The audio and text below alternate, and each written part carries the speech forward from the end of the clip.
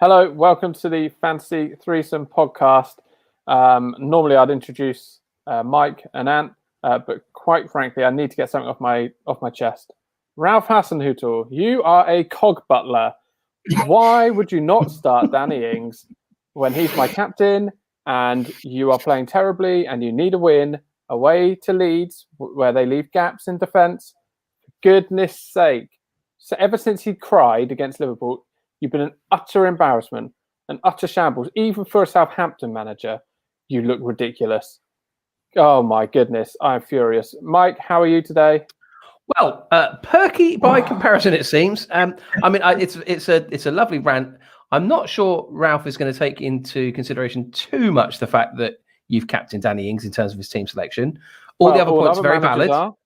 Okay, well, all the other points were very valid. But there we go. Very well, thank you very much. Good. Anthony, how are you, sir? I'm good. I've just never seen you so ranty, mate. Just give me a break. Every time there's a double game week, there's been two so far, I believe, where the opportunities have risen to have a good captain haul.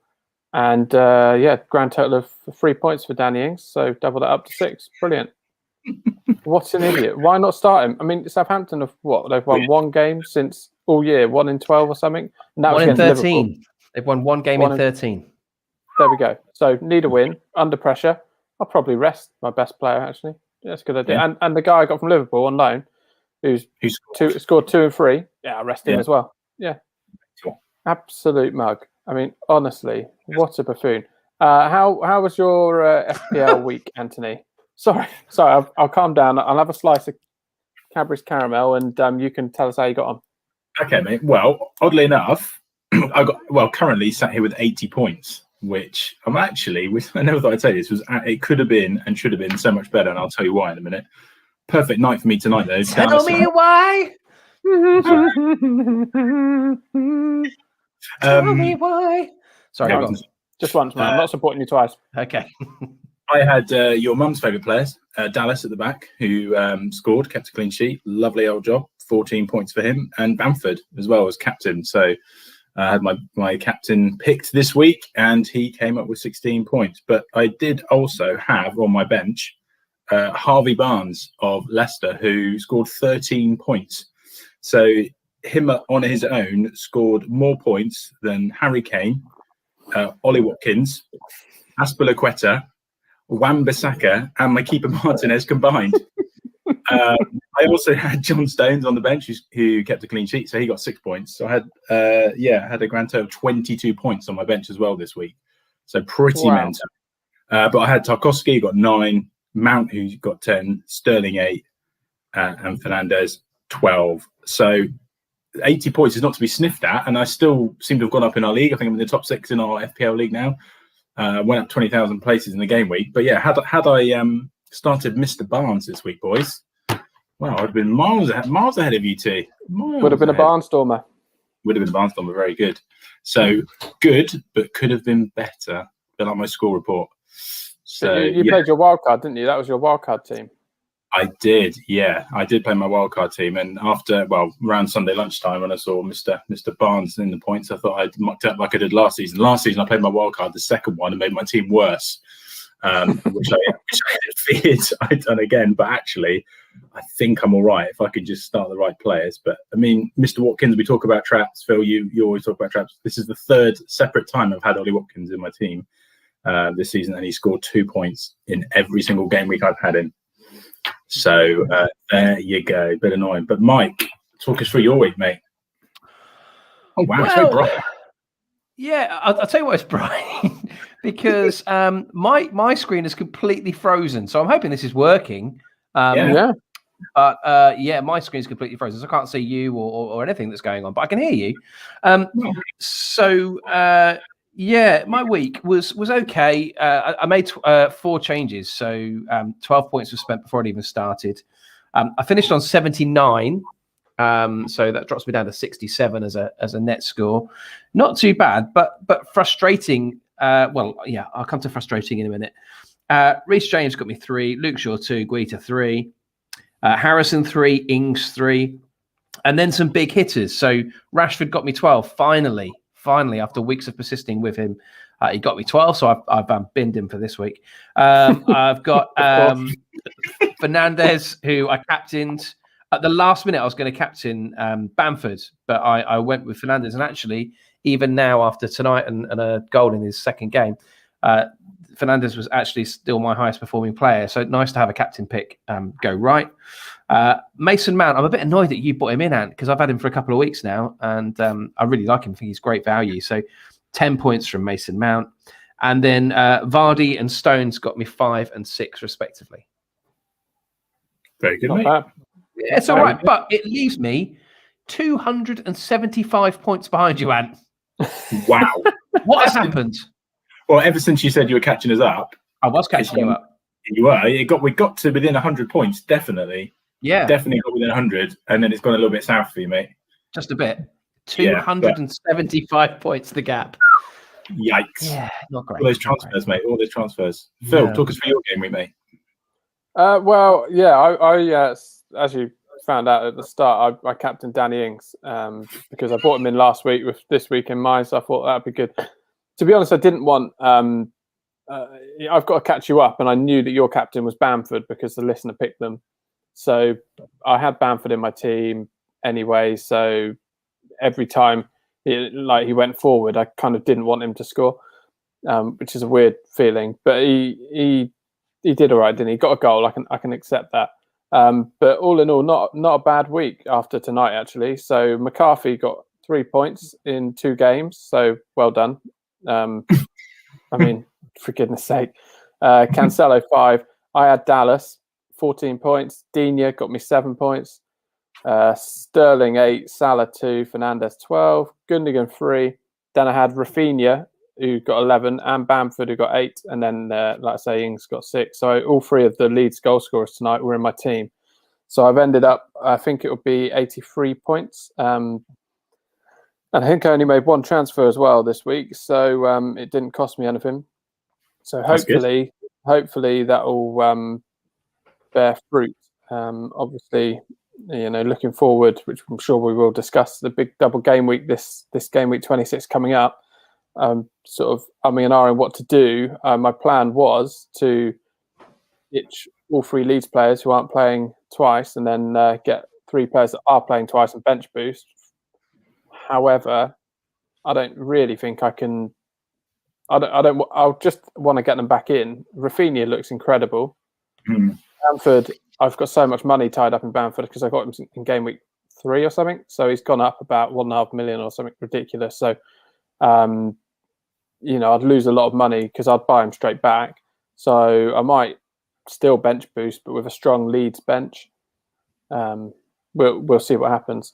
The listeners, I'm sure, will be intrigued, certainly listeners last week, to find out how Mother did. So she picked a team, special guest last week. She picked a team based on people she heard of, countries she likes, names she liked, kits that she liked. Sadly, no players from Swanage. But we did what we could. Oh my good grief! I've just seen the results of Mother.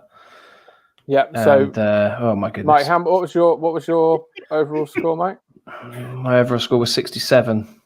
67. So Mum, she captained. Don't forget, she liked Dallas as a program, so she captained him. Didn't even want to hear the rest of the players' names. As soon as we said Dallas, she said, "Yeah, I'll captain him." Scored, kept a clean sheet tonight. So, and 3 bonus points. So her score is actually you got to add another 7 to that. Because Rafinha got a bonus point, so she's on 79. So wow, yeah, not bad. She matched you, Ant, didn't she? Yeah, 1 point off, mate. 1 point off. 1 point off you. She beat you then, Mike. Yeah, she did. Yeah. That's pretty good start for Mother. Well done, Mama Botto. Well done, you. There you go. Just pick players with names that you like. So you don't need to know anything about football or FPL. Just pick funny names. Incredible. Well, and it just goes to prove it. Just madness. To captain Dallas was quite a strange decision, but it's worked out. It's got her more points than any of our captains. Yeah. So Yeah, not Well bad. done, And Dallas is SC. going to get 34 points for her. Sickening. That's insane. What a performance that was.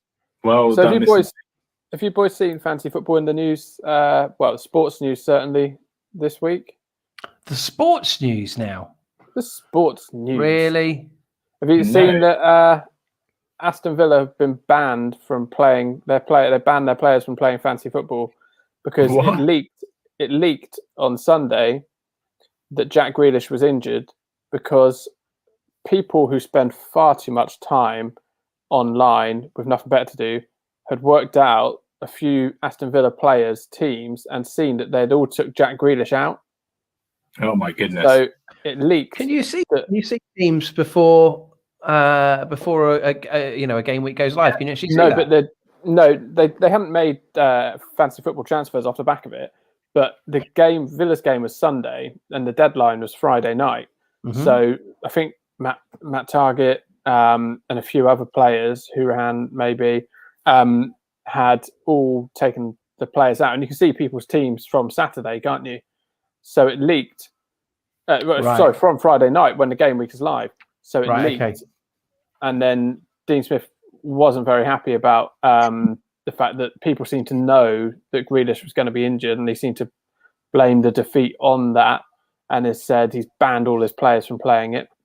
Guardiola got asked today in the press conference if he would do something similar, and he claims, despite being like the demon headmaster of fantasy football, he claims that he's never heard of it. He doesn't know what it is.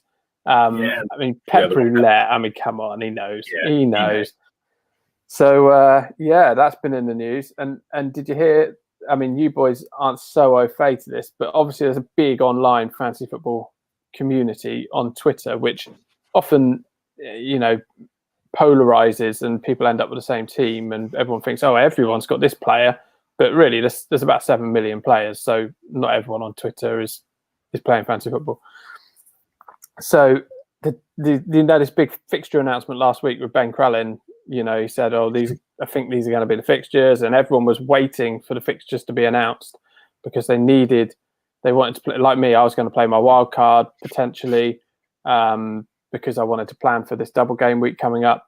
Well, the Premier League held off the announcement and held off the next day, and then finally released the fixtures at 6:31 p.m., 1 minute after the deadline for fantasy football. And there was uproar, absolute uproar.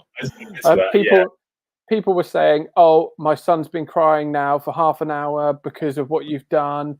He was planning and you released the fixtures late, and my son's been crying, and people were absolutely furious. Wow, I'm furious that there are people crying about fantasy football. Exactly. Get a grip. And at the end of the day, I bet Ben Crellin was one of them. Ben Crellin, he wasn't crying. He was justified, because I think he was pretty much right on all his fixtures. But I did spot that Ben Crellin did say he didn't sleep one night waiting for the fixtures to come in. I did see that. Yeah, I did. I worry for him on that account. This is a game, people. This is not real life. He's got like 100,000 people waiting to, at everything he says. So, it's probably a pressurized situation for him, but it's very, over the top, isn't it? And for most people who play it as a casual game with people who they work with or friends or family, they're not going to be pre-planning for weeks and weeks. They'll just flick it on a Friday and say, right, who's playing this week? So it levels the playing field a bit if people can't pre-plan. I imagine that's maybe why they did it. Maybe. I mean, even Mike, who had his early spreadsheet, that went down the toilet, I think, week 2. So yeah. That spreadsheet. I've still got it saved somewhere, the spreadsheet. I look back on it with great fondness. There was a whole day that I should have been working where I did that. Between game committed week 1 an entire day 12, to it. You were going to make one transfer a week. Yeah, I was. Yeah, it was all planned out. Incredible. Hey, listen, lads. I'm kind of springing this on you, as I like to, but you mentioned their Pep Roulette, and I thought it might be quite helpful for me to. Which position do you think he plays roulette with the most? Is it midfield, defence? Midfield. Well, I'd argue. I mean, me and Mike have been John Stones owners for a while. I'd argue defence, isn't it? John Stones has been brilliant, but he's been in and out of that team a little bit as well, hasn't he? Well, I've lined up a little roulette wheel here, lads. We're going to have a quick round of Pep Roulette. I'm going to tell you which players Pep is going to start this week. That might make my transfers easier. Okay, so do you want to do midfield or defence? Should we start the back foot? Oh, we're doing both. Okay. No, we're only going to do one, lads. So midfield. Come on, midfield. Okay, so we're looking for 4 midfielders. Here we go. Oh, that's a lovely noise. It's not going to work on the audio podcast, but it's landed on Raheem Sterling. So Raheem Sterling gets another start. Well, he gets another start, but the issue is that they're playing twice. Well, I can only go the first game. Here we go. This is a Pep wheel. So how many are we looking at? 4, 5? 4. 4 attacking midfielders. Yeah. Oh, that's so close. Foden. It's Foden. Foden is Phil's favourite trap. And Sterling. Okay, Absolute here we go. Trap. Pep Roulette never lies.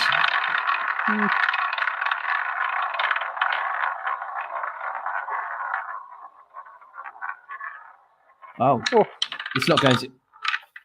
Well, I never did not see that coming. Bernardo Silva. Wow. I tell you what, he's been the most consistent starter, Bernardo Silva. I was going to bring this up later in the pod. Wow. Yeah. He's the one that's barely ever rested, but he just plays slightly further back. Wow. Under 2% ownership still. Didn't Always see that. under 2%. I'll be honest, did not see that coming. Let's play one more round. Okay. Gotta be good. Gotta be. You've got some big hitters in there. Gundogan, De Bruyne. Oh yeah, KDB's back, isn't he? Forgot about him. Oh. Well, that is a shock. Rodrigo. So there you go. Looks like he's playing De Bruyne up front. There you go. Bit of Pep Roulette. Bit of Pep Roulette for you. We'll play it every week. We'll do defense. I'm not sure listeners are going to be begging for that to come back. But what? Oh, you wait. If well, let's put it this way: if Foden, Sterling, Rodrigo, and Silva start, I think they'll be definitely asking me next week to play it. Okay, fair enough. They might well be doing that. But we'll see. I mean, just quickly, we should probably. I mean, this was one of the questions that we had. City have obviously got 2 games this week coming up. Like a lot of teams, they've got 2 games now. Their games are fairly favourable. They're not terrible. West Ham and Wolves, so potentially captainable City assets. Triple captain? Would you? Yeah, potentially. Yeah. But would you gamble on captaining or even bringing in a City player when they've got a European game tomorrow night? Obviously, I wouldn't make any transfers until that's happened, so you get an idea of who's played. But they've got a European game tomorrow night against Borussia Mönchengladbach. Sorry, who? That was good. It was very good the first time. I was just wondering if you could do it for a second. It was impressive. Oh, thank you. It's my mouth has been lined with the inside of a Cadbury's caramel, and it's feeling glossy right now because I'm a sucker, not a chewer, so it just stays on the palate. That's a big revelation right there. It's the only way to eat a Cadbury's caramel. People who just gorge down a Cadbury's caramel irritate me. Unnecessary gluttony. Can give you a very dry throat if you just knock it back like that. Oh yeah. It's like if you have a rhubarb and custard or I don't know, a pear drop or something, and then you crunch it like an absolute. It's funny. Does that really annoy you? I mean, it annoys me because my teeth can't cope with that. You'll break your teeth live on air. Oh, that's disgusting. Pear drop right there. How have your teeth not snapped? Sturdy. Yeah, you've just instantly crunched a pear drop. Like, honestly, my teeth would fall apart if I tried that. No, I'm like some kind of wolf, mate. Have you gouged the inside of your cheek on that? Because, I mean, they're sharp if you crunch them like that. They're quite small ones. Tesco's. It's good. Oh, good day. Are they real? They're not. How big are these? Don't say, are they real pear drops? There's no brand of pear drops. Somebody has missed a trick there. Somebody's missed a trick. Why has nobody made a proper branded rhubarb and custard, a proper branded barley sugar, a proper branded sherbet lemon.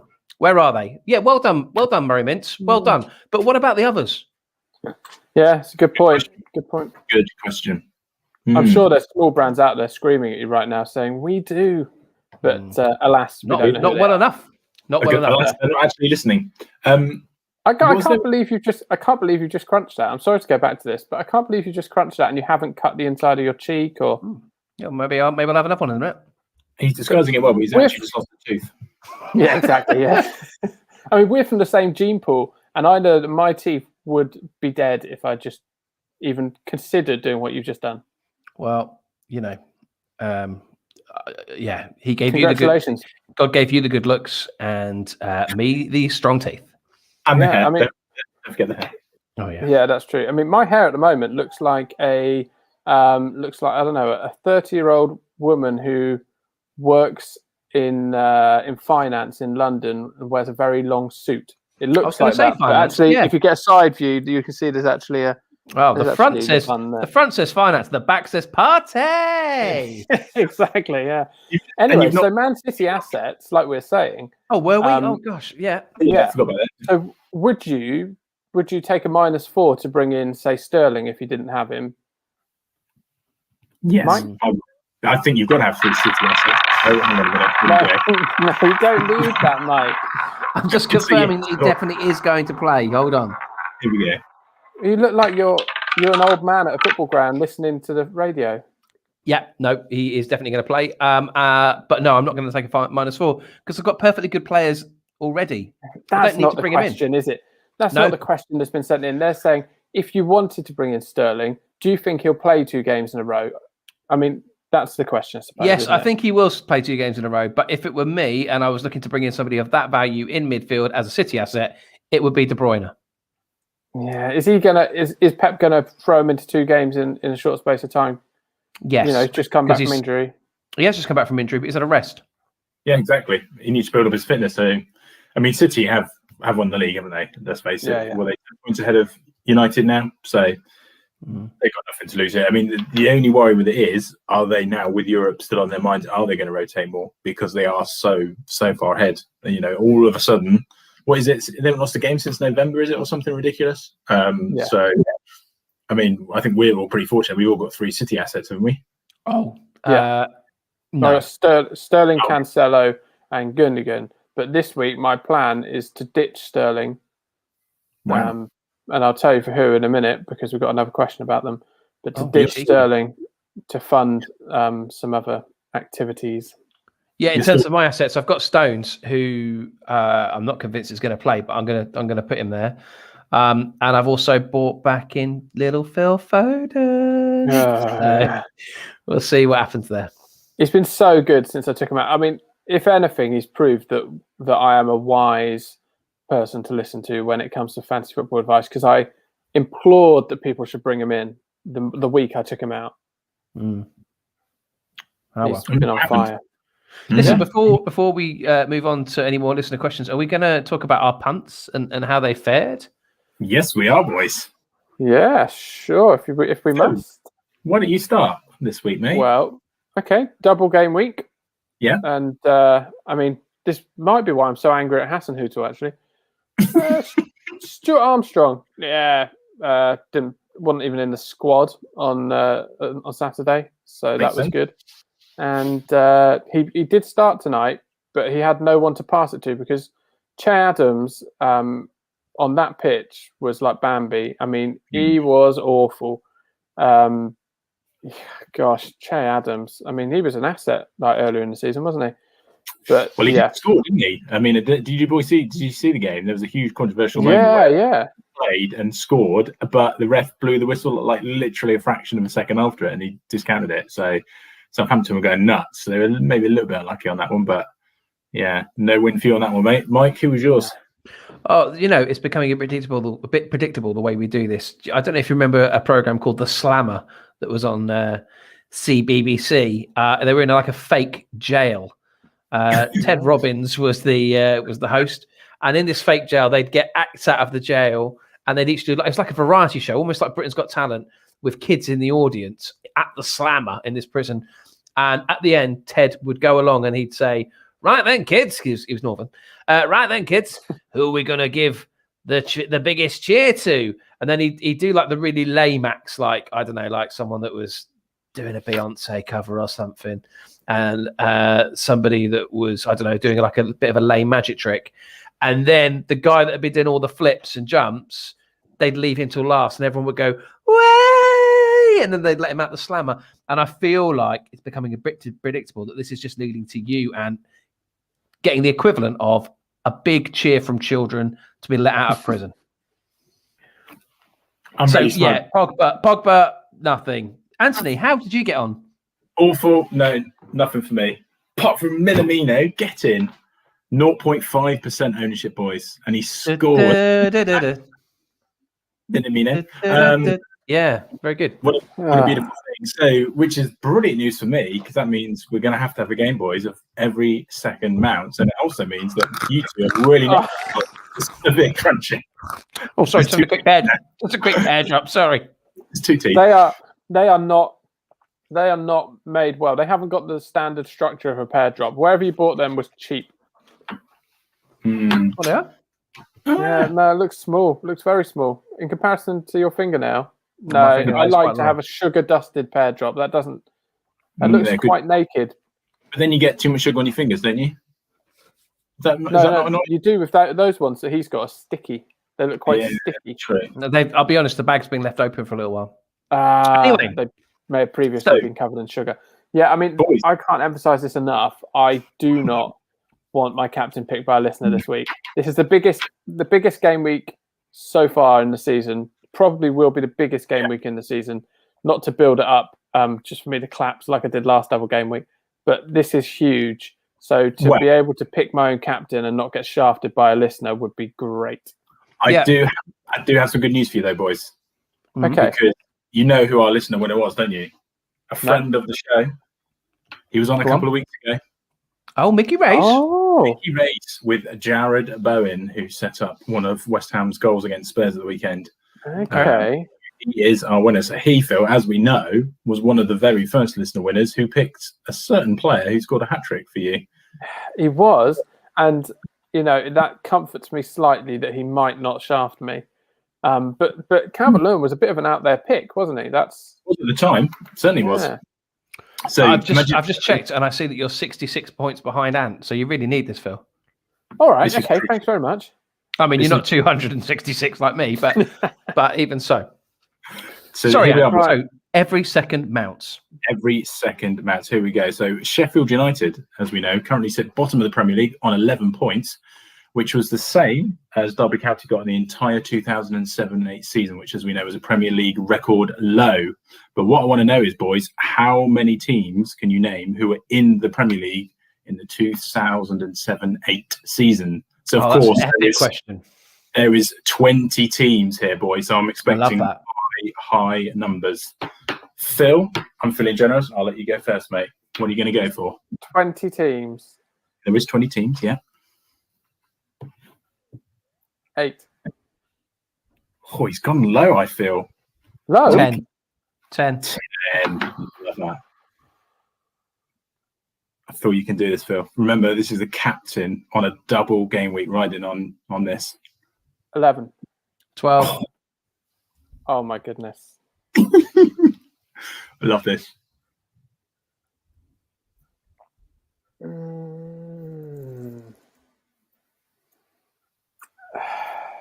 It's nothing like a bit of dead air. You've said 12. I've said 12, yeah. I don't know if you'd get 12. Well, that's the idea of the game. What year? 2007-8. I mean, newly married. That is going to cloud your memory, mate. Yeah, newly married then. So I was probably, whining and dining my wife rather than watching Premier League football. Quick the excuses, just make a decision. Are you letting me play the 12 or are you going 13? I'm going to let Did I say 11? Did I say 12? No, it's 12. 12. I'm going to let you play 12. I don't want you anywhere near your computer screen. No, I'm going to have to be in my computer screen, I'm Yeah. afraid, because there's a webcam on us. But I will rattle through If them you're now. going, I'll load up and see who was in it. Phil, can you keep count for us, please, mate? Oh, Oh no, I don't need to close my eyes. My wife said, "Oh Can yeah, you Mike, keep why don't you cover your eyes? Cover your eyes, mate."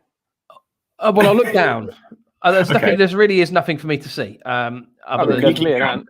there's you and Anne. Okay, so you're going to keep count for. You all right? That you're going to have to Yeah, try I'll and keep get count. all the I'll way up keep to count. 12. Okay, I've actually got a pencil.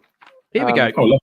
Okay, So we'll start with Liverpool, correct. Manchester United, Yep, they won the league that year. Chelsea, Yep, runners up. Arsenal, Yeah, they came third. Imagine that. Tottenham, Yeah, all the way down in 11th. Everton, Yeah, no, just quickly, this shocked me. They were 5th that year, boys. Do you not remember that?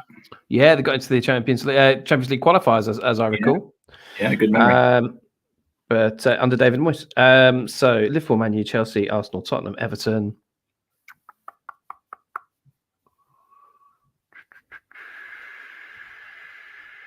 I feel like there should be a couple of fairly obvious ones here that I'm missing. Okay, let's go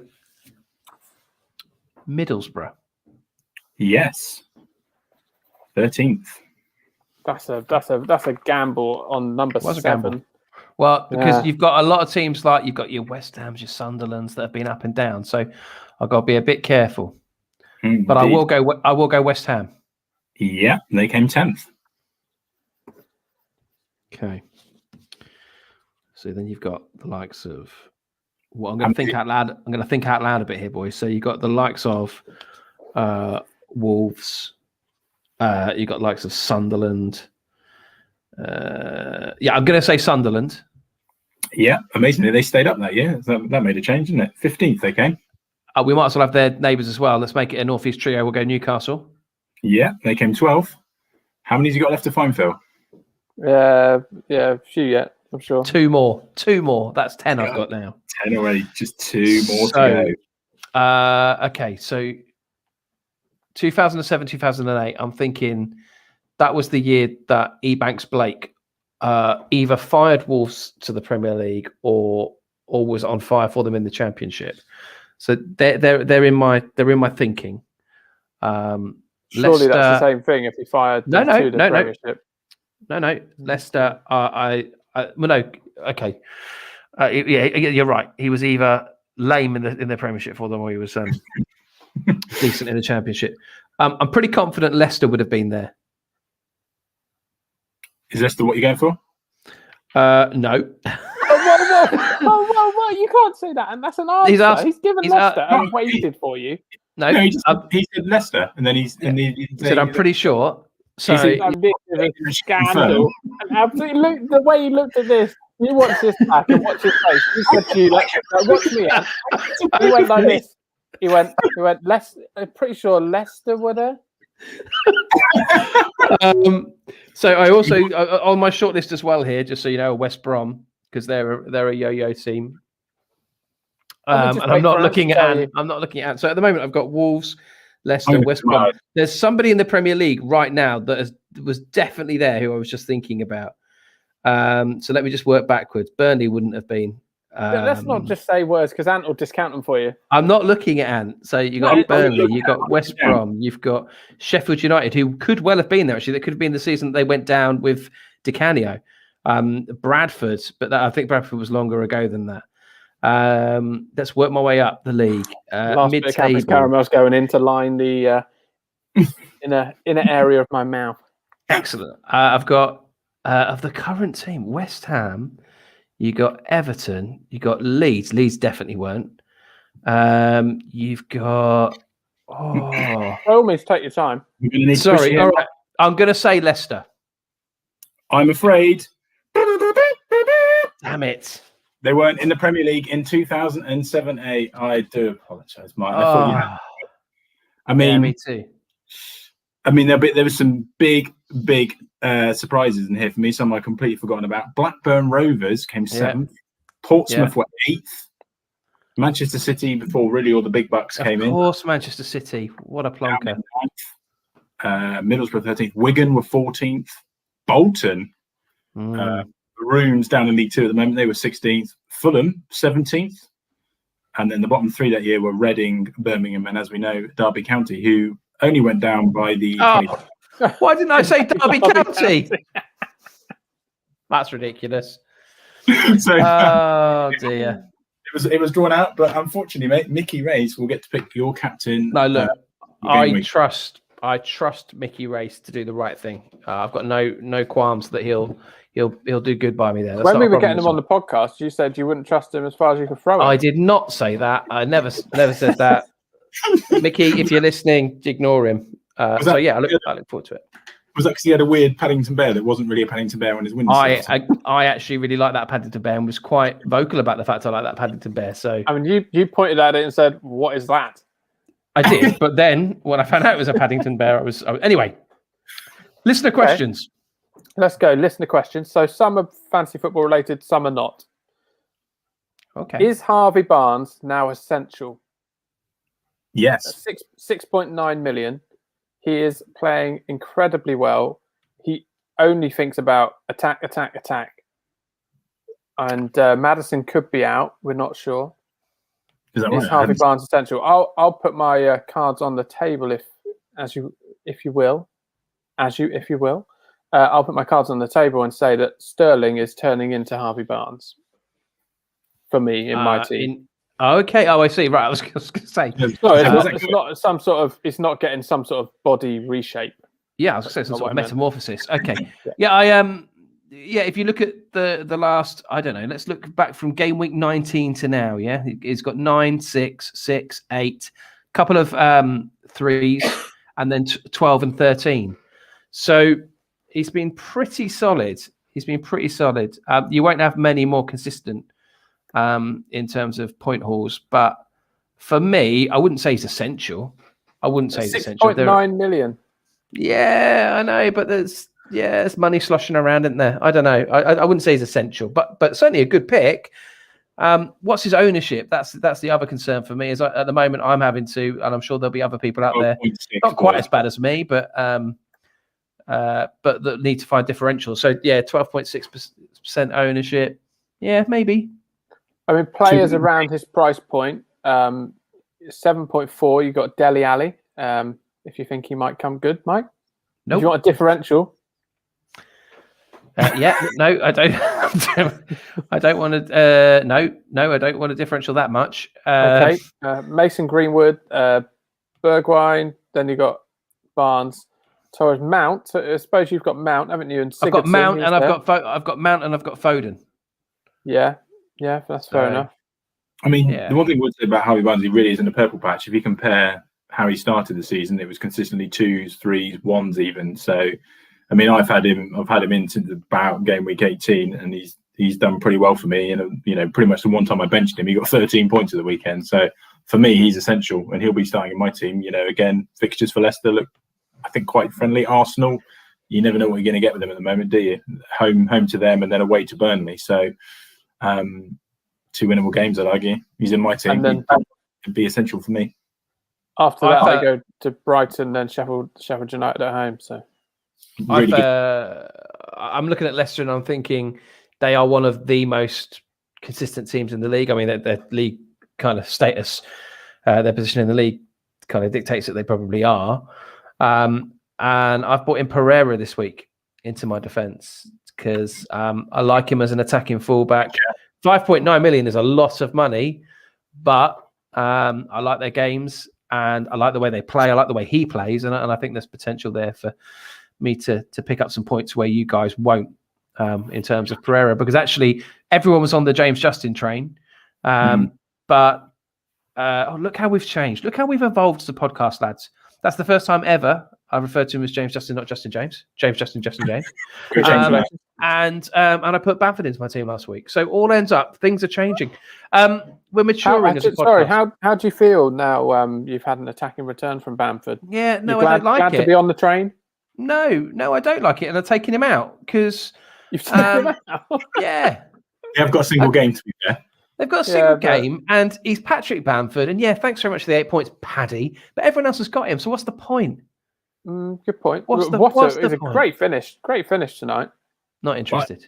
I tell you what, this is going to be interesting, wasn't it? Because he's 56.7% of players have got him. Now, for those like myself and like Mike who don't have the luxury of having the bench boost this week, is he going to be one of the most bench players? I mean, obviously, I would imagine everyone's going to have to try and get at least 11 players with 2 games, aren't they?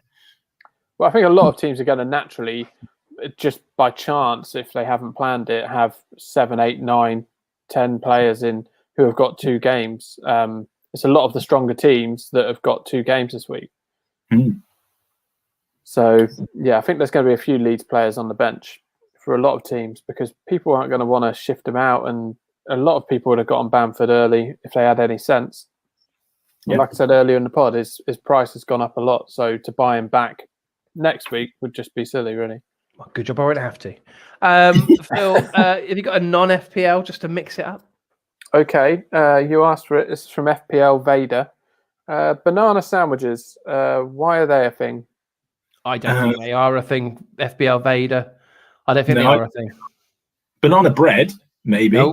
No. Just eat the bananas while they're ripe. Stop, leave them hanging around, and then go, oh, we better make some banana bread. That's what my wife and kids do all the time. And it frustrates me. Why is it called banana bread and not banana cake?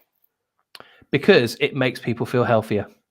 Yeah, I think you could be right. But bread Fruit loaf. That's a cake. Yeah, it's true. Why did banana bread become like the in thing for people to bake in lockdown? I've missed that somewhere. Has it? I think it's all the rage. It was trending. Yeah, it was all the rage. Yeah, people were loving it. It's the thing. I don't know why. Well, if you're going to make it, Phil, you want to make banana flavored icing to go over the top, a little drizzle. Well, I could give you I would probably go for a sort of homemade caramel to drizzle over the top. Of course you would. Then it'd be more like a banoffee. Of course you would. Duff, great question, and thank you for it. But I will not have sweet and savoury mix, not on my watch. I'm with Mike on this one. And I count bread as savoury, so I will not have anything sweet on it. Don't even think about offering me jam on toast. Don't even think about it. I have some Bomberman apricot jam on toast for lunch today. Absolutely disgusting. By all means, stick some apricot jam in a rice pudding. Give it a stir. Job's a good one. Or pop it in a cake or a biscuit even, but not in a sandwich. Well, my kids now know, and I've got to the stage. I remember when we were kids, we used to have yogurts, and Mum used to have Muller fruit corners that we weren't allowed to touch, and we knew we had to just respect they were hers. And now my kids know that the apricot Bomberman jam is mine, and they have to ask if they want that. Because they can help themselves to Tesco's own, I don't know, whatever jam. But feel like the big man, don't you? Feel like the big man. Yeah. Walking around, it's because your chest puffed out. Jam. I don't want them double dipping the knife and getting breadcrumbs in the jam. That drives me insane. You should see our butter sometimes. It looks like some sort of terrorist incident. It's horrendous. So you're happy like with any sweet and savoury being mixed? Not any, but jam on toast isn't outrageous, Mike. Yeah. Okay. Do you get some strawberry puree and whack it in your spag bowl? I mean, what is wrong with people? What is wrong with people? You have live on air crunched from whole 2 pear drops. Not in a sandwich. Nothing. They weren't in a sandwich, Phil. Wasn't a pear drop pasty. It was just sweets. Fine. Just leave sweet things to be. Don't have to make them into savoury things. Equally, savoury things. Chucking a slice of apple in your coleslaw doesn't make it any healthier. Just leave it alone. Anyway.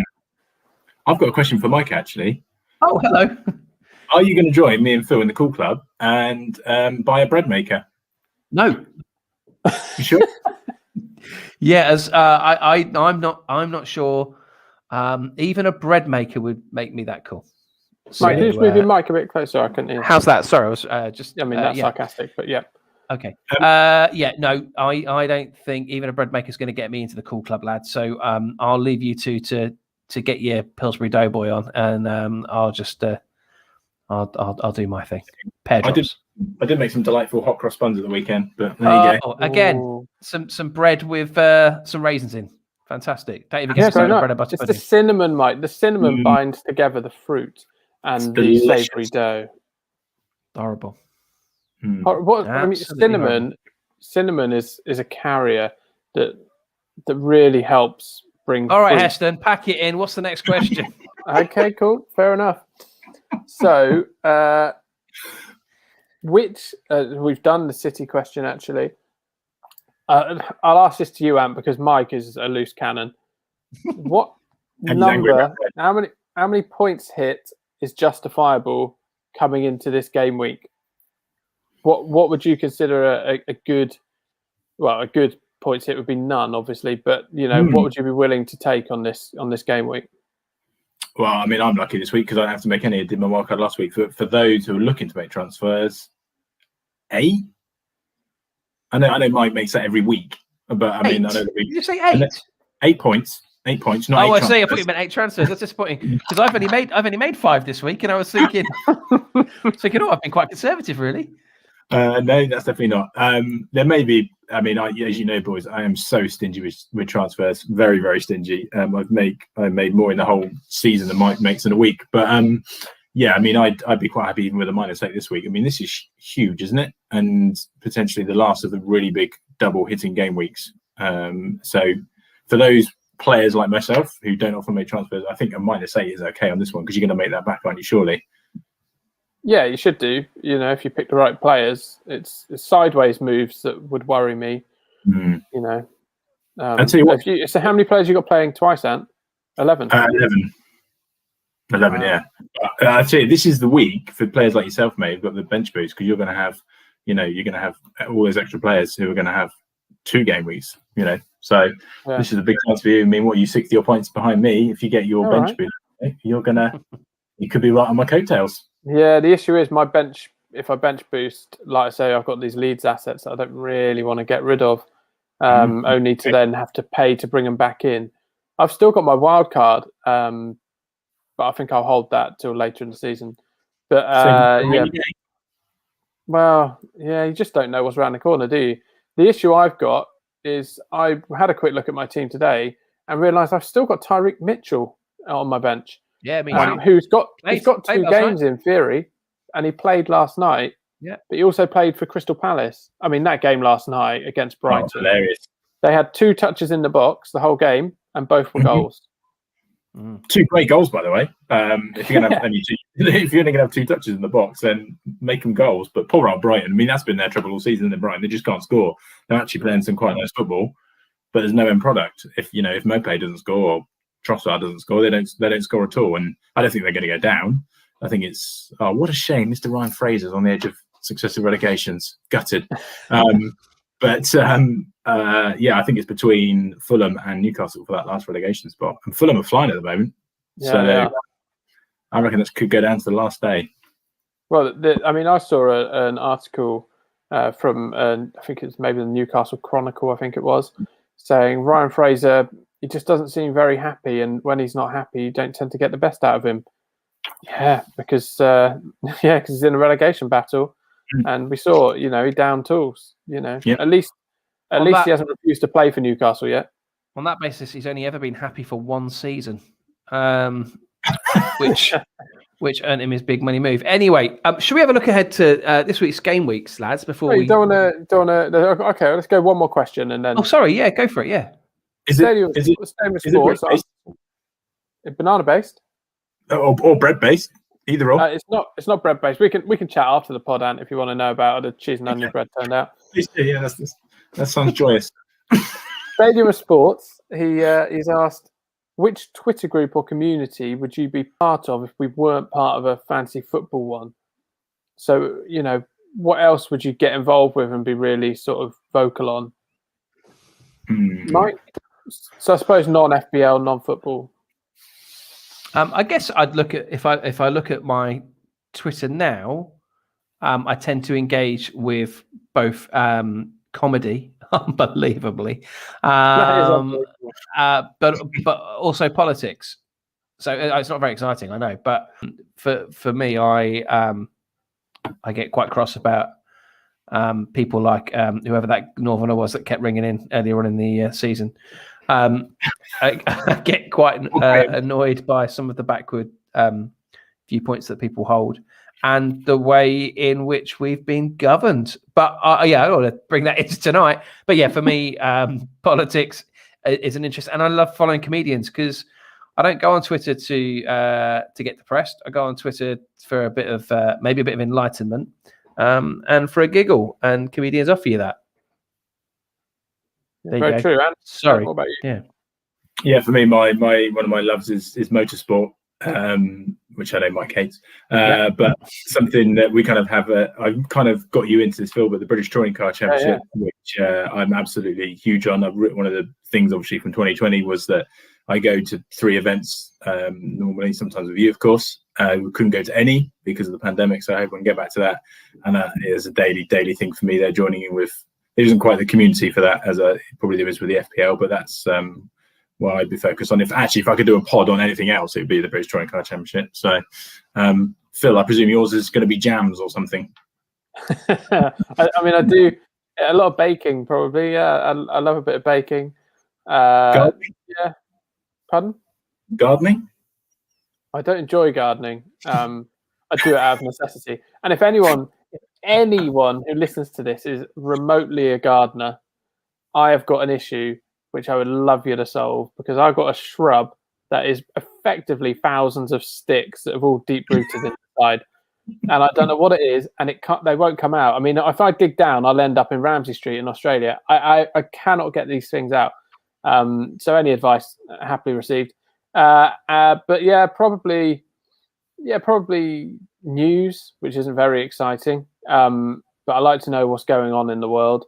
I'm quite interested in what's going on over in China at the moment, because I sometimes do business out there. Nothing exciting. Yeah, I like a bit of motorsport as well, Ant. So probably that or crazy golf or something.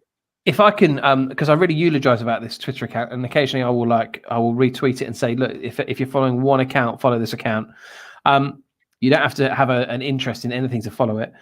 It's at Avatar and then DOMY. So at Avatar Domi, goes by the name of Domenico. But basically, it's just the most incredible pictures and videos of stuff around the world. There's a little bit about space at the moment, but just the pictures and videos on there like absolutely blow my mind. I turn into like Brian Cox and it's amazing every time I like see one of their tweets. It absolutely, yeah, it's incredible. So yeah, check that out at Avatar Domi if you get a chance. Saw Brian Cox live in Bournemouth. I can't remember if it was last year or the year before, but very good. Yeah. Something if you do it on Twitter at Fesshole, people writing confessions. You got me signing. Yeah, I follow that as well. There's some good stuff in there. Good stuff. Okay, well, thanks for that, Stadium of Sport. Thank you. We should look ahead to game week 26. As we've mentioned a lot, it's a big old game week. It could make or break a lot of seasons. It could, make or break a lot of teams. If people have a bad week this week, they may well pack it in and think, I can't be doing that. Some of us need a big week, and 300 points, kind of big. Yeah. So just to reiterate, the teams that are playing twice are Villa, Burnley, Chelsea, Palace, Everton, Fulham, Leicester, Liverpool, City, Man United, Sheffield United, Spurs, and Wolves. So look, we're gonna go through the fixtures in a minute, right? But I just want you to help me. feel sorry for me. Yeah, think of this as a handicap. I'm Hey, going to we go through all- my team, and I want you to just say yay or nay as to whether you've got these players. I need to know if I've got any chance of catching you boys. Okay. So Edison, That's a separate question. I mean, no. You but don't. you won't have do any. it. No, you won't have any chance of catching us. You're 266 behind. Okay. Thank you. So Edison, neither of you, no. If I bench boost, I may swap him in for a -4 Yeah, instead no. of McCarthy. Pereira. Nope. He's someone I could be bringing in. Oh, for goodness sake. Stones. No, not Yes. interested. Great. Sure. So sure. No. Really good value at 5.1 million, and he is setting up most United attacks at the moment, isn't he? But you He's a haven't really got him good- at the moment. No. Good. Yep. Dina. Yeah, I've got him. Okay. Foden. Nope. Fernandez. Yes. Who has? Tricky On one. Fernandez, yeah. Fernandez, it's a bit weird, isn't it? When, like this week, United were playing, what was it, Sunday night, maybe? And I only had Fernandez playing in that game. And if he scores or he doesn't score, it doesn't matter. Everyone's got him. It's Dead rubber. Yeah. Yeah, you're absolutely Sorry. right. Grealish. Now I know he's doubtful. The injured mate. He's out for at least a few weeks. Okay. Mason Mount. Yeah, You haven't you? Harry Kane. Yep. Phil. I'm going to. It depends how much money I've got left from Sterling. I might go Ings to Kane, or I might go Ings to Calvert-Lewin. Go Calvert-Lewin. Jamie Vardy. No. Can't afford him. All right. Okay. I'm not. Yeah, I need to make some changes. I think I need to think outside the box in terms No, of a you striker. don't need to make some changes. You've made 5 changes. Oh yeah, I probably need to make some more though. Right. Maybe. You've already made 5. Maybe. Hey, let's see. Right. So sorry. Yeah, let's look at the fixtures quickly. And we're going to pick a player each, and we're going to try and think a little bit outside the box this week as well in terms of picks for folk that won't be kind of glaringly obvious. So let's take a look at those fixtures. All right. So Man City, West Ham, lads. That's going to be a really good game because both teams are. I mean, obviously City are in incredible form, but West Ham are in top 4. David Moyes is loving life. I probably wouldn't get a West Ham defender. In fact, I probably wouldn't get a West Ham player because they're only playing once in this game week, so it's probably not worth choosing one of those. But I mean, I know, and I've messaged you beforehand to say let's not go obvious. But with ownership of 11%, De Bruyne isn't obvious at the moment. True. Yeah, that's fair.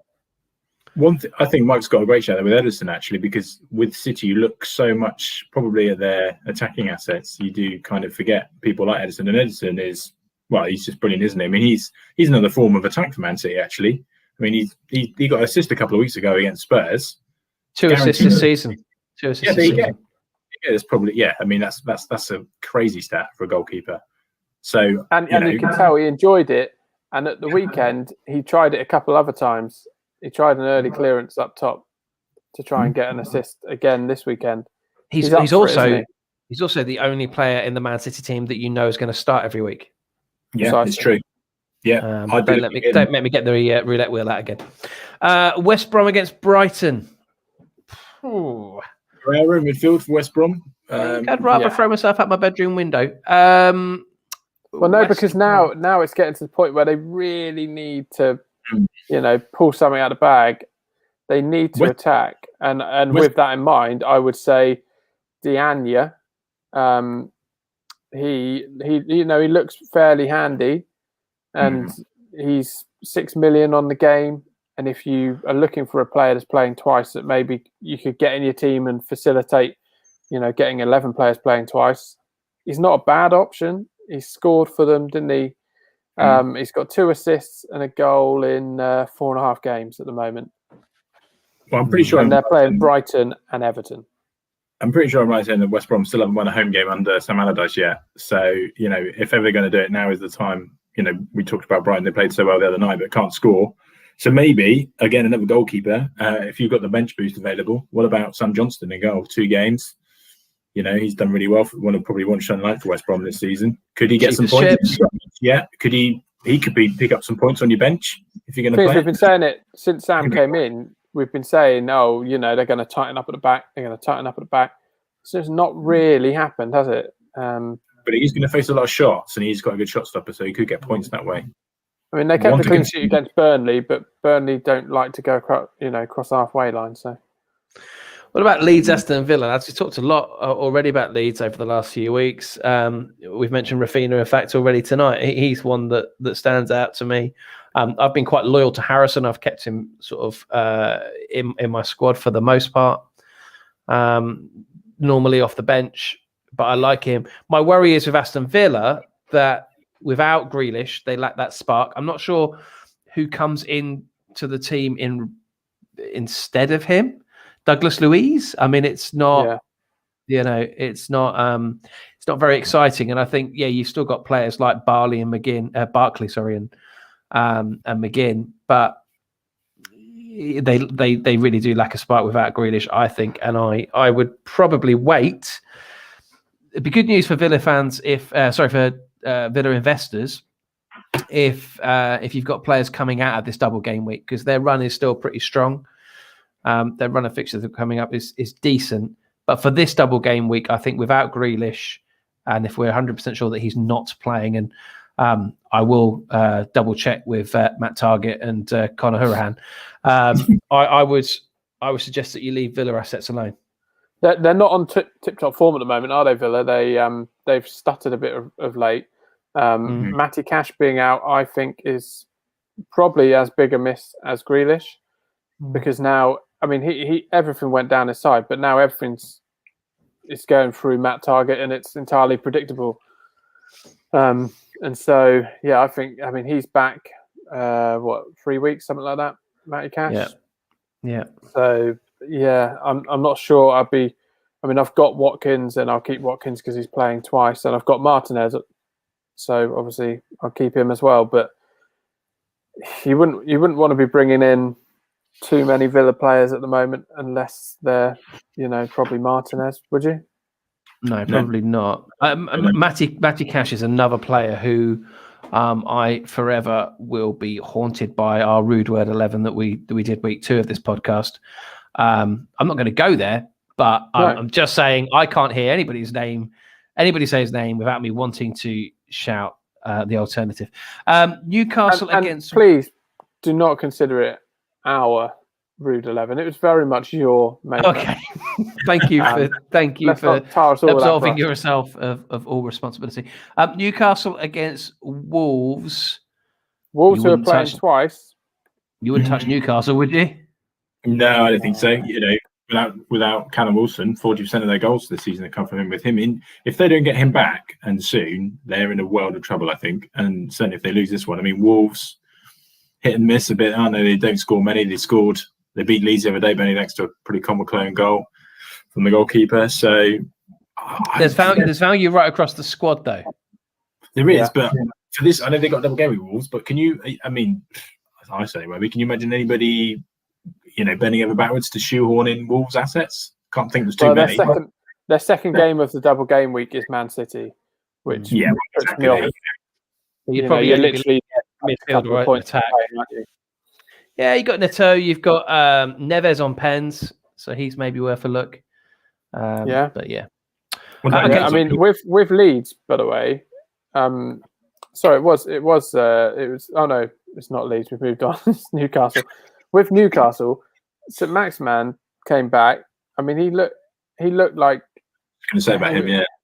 He was incredible, wasn't he? Yeah. And it must be so frustrating for him because he is full of energy, which, considering he's obviously had to recover from COVID, is astonishing how well he's been playing. And you just kind of wish, if you were him, you'd be trying to drag some of the Newcastle players to wake up. Do something. It must be so frustrating being a player of that quality in a team with such little quality. I mean, Wilson isn't meant to be back until mid-April. Could be too late by then, boys. Let's go to Selhurst Park then. BBC have picked another classic here. London derby, Palace, Fulham. Fulham are flying. Palace, you never know what you're going to get. You know, they lost their last home game 3-0 to Burnley, who don't score. So I'm not quite sure how they managed that. That was an achievement in itself. Correct. I think Fulham, I've been really impressed with them. You know, again, similar to Brighton, they've been playing the nice football, but no product. But just the last few weeks, they found that a little bit.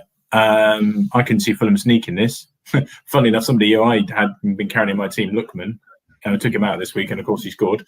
The winner against Sheffield. But be looking at someone like that. I think Fulham will not only win this game, but they're going to win it to 0. There you go, boys.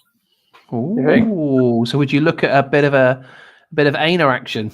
Yeah, I was about to say, yeah. I stumbled on saying that, but yeah, you'd like he wouldn't a bit of Aina action. Absolutely. All Weekend treat. There you go. Weekend treat. Birthday. Fulham anyway. They've got Palace and then Spurs. And Spurs are another team. They're effectively Burnley, but with good players, aren't they, these days? Yeah, we'll get on to sorry, Spurs. Yeah, God, I feel more real than I did when we were talking about banana breads. Why don't you go crunch on a pear drop? Oh yeah, good shout. You boys talk about Leicester Arsenal.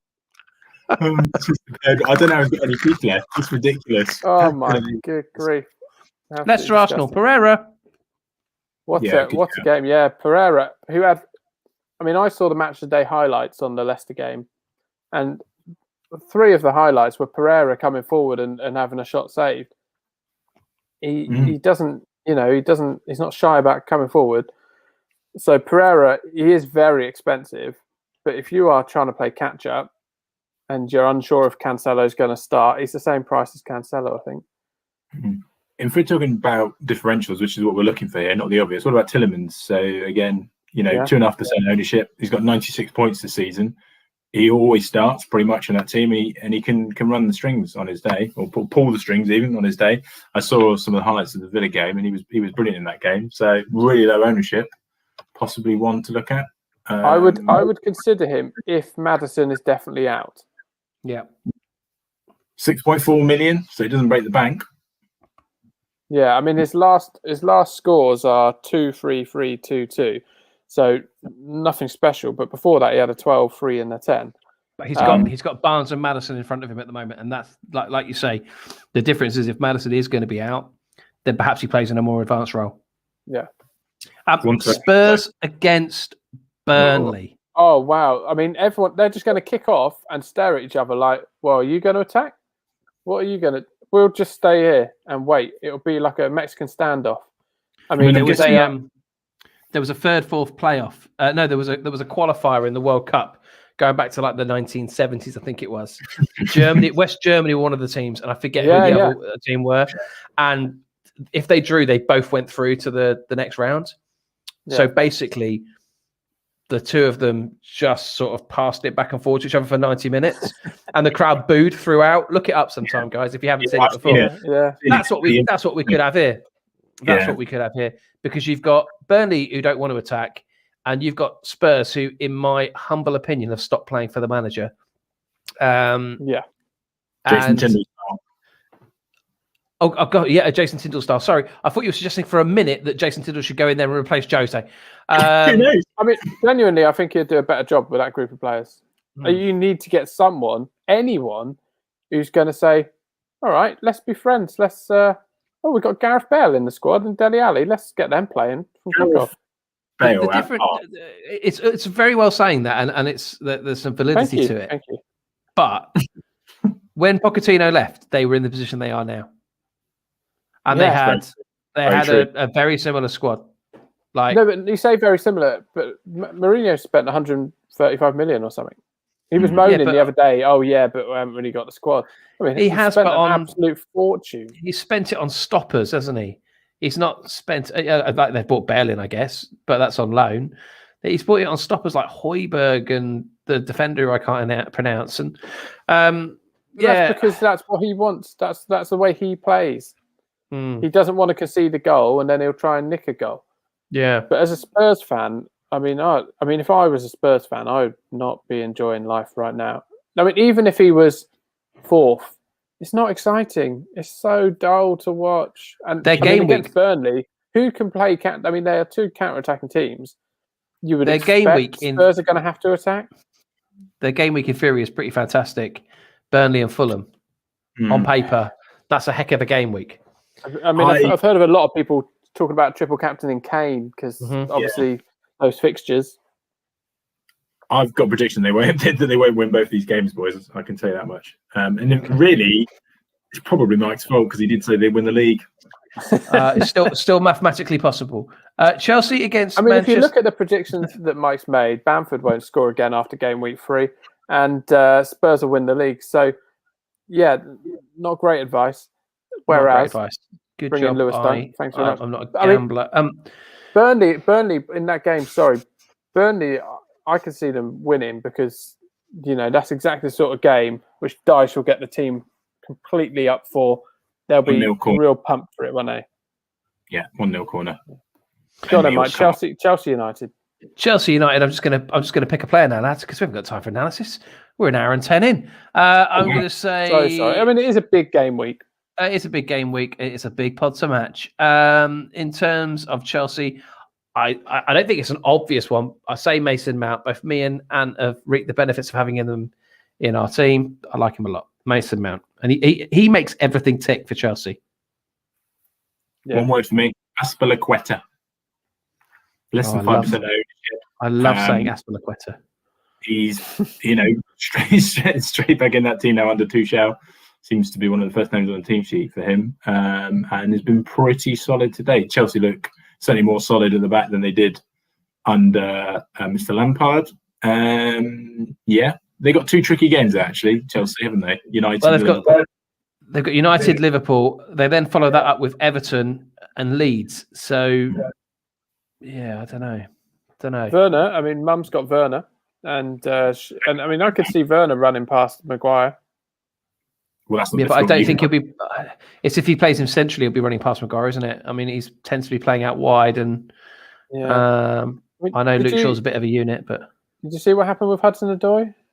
Yeah, 25, half an hour was given, and he was hauled off because he didn't run enough or something. Is that right?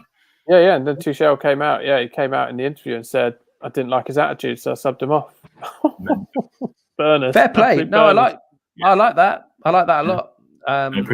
You get sound bites and all sorts come out from managers, and I think if he's just straight up about it, and Hudson-Odoi's got a choice, he can respond to that positively and recognise that he wasn't, because he'll know deep down he wasn't. Or he can sit and sulk, and you sit and sulk, and you won't get very far. It's a shame because when Hudson-Odoi started, when Tuchel came in, he started 2 games and looked really good, and so he was a really good potential asset moving forward into the season at 5.7 million. But not anymore. Not now. He said that. Sheffield United, Liverpool, David McGoldrick. I joke, of course. Can the season get any worse, boys? I mean, what's that? Is that 4 straight home defeats for them now? So maybe they'll take some relief from being on the road. And if they're going to win a game, this has got to be it, isn't it? Everton has scored more goals at Anfield this year than Liverpool. Yeah, nice, unbelievable. And I know Liverpool haven't got any of their. Was it 5 now? It's 5 first choice defenders, so they really are on the bare bones. So maybe Sheffield United will look at this. Sheffield United know they're going down. They might as well go for it. They've got nothing to lose. Who knows? Maybe I wouldn't be getting rid of Salah. No, agreed. If you've got him, I wouldn't be taking him out. Liverpool are playing badly, but Salah has still scored 17 goals this season. As a non-Salah owner, it's pretty frustrating, and it feels like a foregone conclusion that he will score every week. But when he blanks like he did this week, oh boy, it makes me feel special, because there aren't many of us that haven't got 12 point whatever million it is invested in him. So I do quite. We had our World Cup of FPL emotions a few weeks back. That's right up there. If Salah blanks, I know that pretty much everybody else in my league, I've got the chance of at least making up a few points there. Yeah. Right, Everton against Southampton. Everton win, right? Well, Hasenhüttl will probably rest Ings again, Minamino. I mean, why not play without a goalie? I mean, for goodness sake. Yeah, it was bizarre, but maybe he was saving him for this game. Who knows? I think Romeo as well has got injured tonight for them as well. It's another big loss for them. But probably because of the pitch. I mean, the pitch was horrendous. People were just falling over themselves. The other thing I would say, throw in the mix with Everton is, again, how much you can take out of the Liverpool win, I don't know, because Liverpool are dreadful at the moment. And Everton in their last home game against Fulham were appalling. So depends, if they turn up James, DCL back now. But they're not playing until Monday. That's a huge rest. Huge rest for them, yeah. Defensive assets possibly for them. Southampton don't like scoring at the moment. So Keane and so Godfrey as well at the back. They signed from Norwich. He's come in. He's pretty decent, solid at the back. So one's to look out for there. And their second fixture during the week is Everton. Sorry, they are Everton. Everton. Well, I reckon they'll keep a clean sheet. Thank you. In training, they're away at West Brom, so that's quite a West Brom and Southampton. That's a good double up. I mean, if you got Calvert-Lewin, Mike, because Mickey Race could pull a double on you there. You could. No, I haven't. But I have got Dina. If he fancies doing that, I wouldn't be offended by that. Oh, I'd love to reel out that sound clip from earlier in the season where you told me that Everton are a spent force and Dino's passed it. Not great. I mean, if you look at defensive assets for Everton, probably the best value is Holgate at 4.8 mil, who has been starting for them. Worth a look, maybe. Oh, Dina is great at 6.1, gets forward. We've talked about him many times, but Holgate at 4.8, maybe. Yeah, and with Rodriguez, I mean, he's he was dropped, wasn't he? Yeah, he was dropped, wasn't he, for the because they had a double game recently, didn't they? And he was dropped for that second game, but then played really well again at Anfield. So he'll start. I'm almost certain of it. So, but yeah, if you've got him, keep him. I wouldn't be busting the gut to get him back in. No, I wouldn't get him in. He's got brittle bones. Mm. And then last, because we simply don't have the time to dissect all the second round of games in the game week, because we'll have covered all our teams at this point. Man City. Oh, we've done it. I was going to say Man City Wolves, but that is the second. Let's run through what the second round of fixtures are. So you've got Man City at home to Wolves. Yeah. Burnley at home to Leicester. Sheffield United at home to Villa. Crystal Palace at home to United. Manchester United. Fulham at home to Spurs. Again, that's another one. I can see Spurs not. I can see Spurs coming out of this with a couple of points out of the two games, or even one. Yeah, I really could. West Brom at home to Everton, and then Liverpool Chelsea should be a really tasty game. Actually, two ex-Borussia Dortmund managers. Imagine if Liverpool lose straight home games. By the way, imagine. Well, it's perfectly feasible, isn't it? With Chelsea, Chelsea. Yeah, crazy times we're living, boys. Yeah, it really is. Well, boys, it's been a bit of a long pod. It's a mega game week coming up. I genuinely wish you all the best. And who are you planning on captaining? Because it's really up in the air. Well, I'm debating the triple captain. I mean, surely there's no better time, is there, boys, than the triple captain? That's the one chip I have left. Ordinarily, if Spurs were doing well and in a good bit of form, I would be looking at Kane because, on paper, those fixtures are so winnable for them. But we know how poor they are at the moment. So, I'm probably going to leave it right to the last minute to decide whether it's a triple captain. I think whoever I do captain, I will triple captain him because this is the bumper double game week, I think. So potentially Gundogan, who's back in the team now. I'm not sure. I'll leave that right until Saturday morning, I think. What about you, boys? Well, I don't really have a choice, but if I did have a choice, I think I'd go a bit left field and I'd go for Dina. Yeah. I think it's a good shout, actually, mate. I like that. Phil? Yeah, I'm looking at Dina. Fernandez, obviously, is an option. Could even do Salah. I think the good thing about this is that there's probably 6 or 7 good candidates for captain this week. And that's going to really spread out the points, across the fantasy football community, so that'd be good. Love that. Punts. Yes. Punts. Yes. So every week we pick a player with under 2% ownership. Please do join in on Twitter hashtag fantasy threesome punt, or just reply to the tweet we put out on deadline day. I'm going for Matthias Pereira this week for West Brom. He's got less than 2% ownership, and he needs to do something if they're going to do anything. Anthony, what about you? Well, I was going to go for Pereira, and that was after I was going to go for the player that Mike's about to go for. So I had to go for my third choice, which is Bernardo Silva. Oh, well, we found out on Pep Roulette this evening that he will be playing. That does seem like a long time ago. And as much as you complain about the length of this podcast, when you listen back, you realise that at least half of it was listening to a wheel going round. Yeah, okay, valid. And talking about the bread. Yes. I'm going to go for Gylfi Sigurdsson, lads. Good shout, that one, mate. Okay. Well, good luck to everyone. Please do follow us on Twitter, share the podcast if you enjoy it. If you're watching, fair play to you, because we are not three pretty faces. We definitely got faces for audio, so feel free to subscribe on Spotify or Apple or wherever you get your podcasts. Google, they're always the first people to ping the pod, so Google's good too. Mike, see us out of a pun. I've got no pun. I know. I'm really sorry. I know it's really rubbish. I know that most weeks people download the pod and then fast forward to the last 30 seconds just so they can hear the pun. But I don't have one. I'm really sorry. I'll tell you what. We'll go one more pear drop as a farewell. No. That is Pascal Gross. Goodbye, everyone. Goodbye.